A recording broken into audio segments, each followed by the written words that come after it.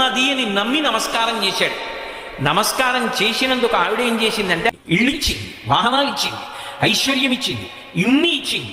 ఇన్ని ఇచ్చి అనాయాసేన మరణం వినా దైన్యేన జీవితం కదూ, బాధపడి శరీరం విడిచిపెట్టకూడదు.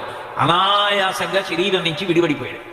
విడిపోయిన తర్వాత అయ్యో వీడి జీవుడు మామూలుగా ప్రయాణం చెయ్యడం ఏమిటని నారాయణుణ్ణి చెయ్యి పట్టుకుని గరుత్మంత వాహనం మీద వచ్చింది. వస్తే నారాయణుడు చెయ్యెత్తి పైకెత్తి గరుత్మంత వాహనం మీద కూర్చోబెట్టుకుని తీసుకెడుతున్నాడు. తీసుకెడుతుంటే ఈయన స్వామి మీరు కనపడుతున్నారు అమ్మేది అని అడిగాడు. ఏమయ్యా నువ్వు ఎప్పుడో ఒకసారి ఆవిడ ఉన్నది అని నమ్మి ఇలా అన్నావుట, ఇంత కష్టపడి నమ్మి నువ్వు ఒక్క నమస్కారం చేశావే, ఆవిడేమిచ్చింది నీకు? ఉన్నన్నాళ్ళు ఐశ్వర్యం ఇచ్చింది, పుత్రపౌత్రులు ఇచ్చింది, గుర్రాలు ఇచ్చింది, ఏనుగులు ఇచ్చింది, గొర్రెలు ఇచ్చింది, మేకలు ఇచ్చింది, ఐశ్వర్యం ఇచ్చింది, సంపత్తిని ఇచ్చింది, దీర్ఘాయుద్ధాయం ఇచ్చింది, ఆరోగ్యం నన్ను తీసుకొచ్చింది, చెయ్యి పట్టుకుని పైకి ఎత్తించింది, గరుత్మంత వాహనం మీద ఎక్కించింది. ఇంతకన్నా నేను ఏమీ చేయలేకపోయానని సిగ్గుపడి ఎర్రని లక్ష్మి అది ఇంత ఎర్రబడి పరదాచట్ల నించుంది చూడవయా అంట.